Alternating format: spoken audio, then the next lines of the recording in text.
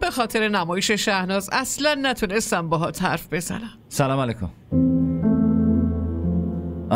مامان بزرگ، اومدم ازتون اجازه بگیرم حالا رو یه خورده ببرم بیرون. خیلی وقته که از خونه بیرون نرفته، افسرده شده. پسرم بیرون کجا؟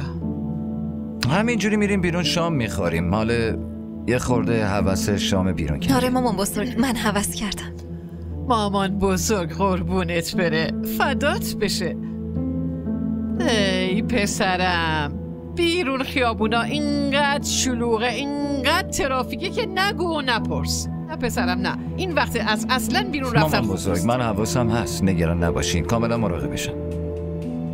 میریم یه جای شامی میخوریم و مستقیم برمیگردیم خونه. غذای چی؟ میرین بیرون غذا بخورین؟ خب هر چی میخورین همینجا سفارش بدین دیگه. شما چرا پارک نمیرید؟